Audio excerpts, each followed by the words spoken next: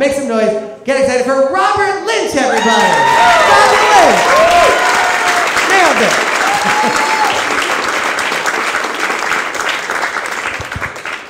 How's it going? So, like you, I spend most of my waking hours trying to think about how I'd survive the first few days of prison. I figure if I ever have to go, my plan is on the very first day, just to march up to the biggest, toughest motherfucker in the place and just start sucking his dick right off the bat. Right there, right in the middle of the yard, right in front of everyone, the guards. Because I always figured that voluntary dick sucking is better than involuntary ass raping. But in fact, you probably have heard of people who have my plan. It's relatively common. In fact, it's so common they have terms for people with my plan. We're called punks, or twinks, or white guys. In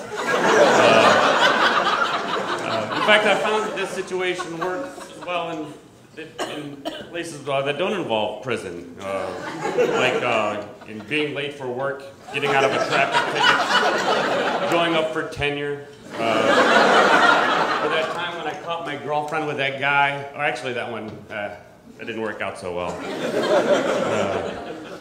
So I know that this plan seems pretty foolproof, but I have noticed a few potential problems. What if I find out that there's another guy who's actually bigger than the guy that I chose? I'll have to trade up.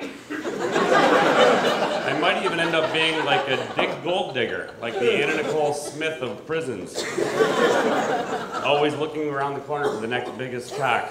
And it also recurs to me that a plan that relies on sucking dick in order to avoid sucking dick may not be the best plan. Unless, of course, you just like sucking dick.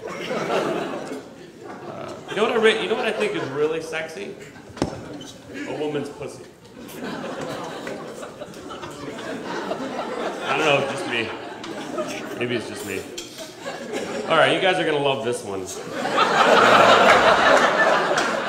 There's this guy I work with in the anthropology department named Marvin Finkelstein. Of course, you all know him for his famous work on alternative mating strategies in the red-tufted lemur.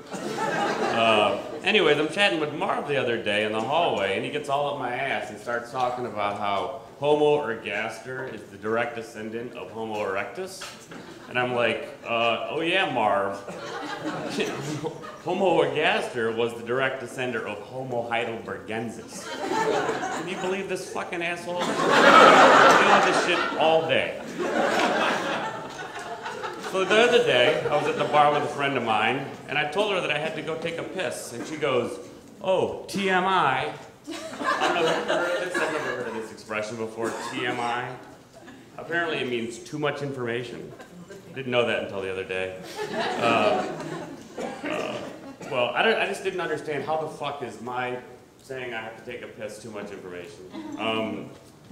Is that too much details? You know what's too many details? Were the 45 minutes before I had to take a piss, her detailing her boring ass trip to Club Med, Jamaica. That was too much information.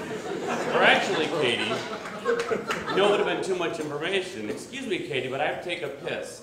But while I'm in there, I have to wash all the blood off my cock from that torso that I've been toting around in my trunk for the past 2 weeks. Actually, that is a little too much information.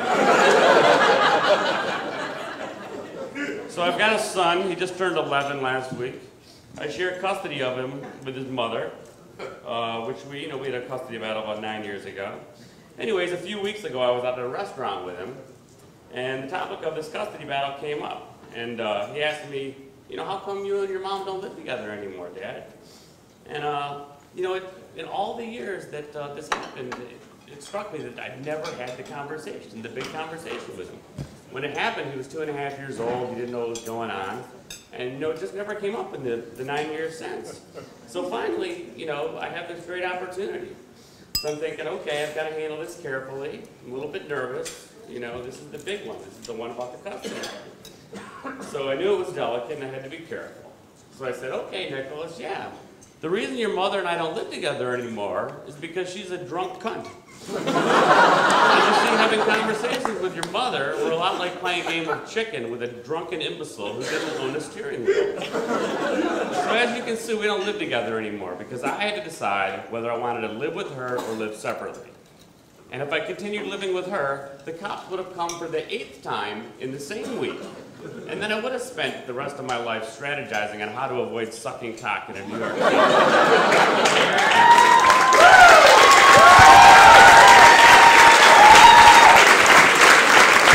Robert Lynch, everybody.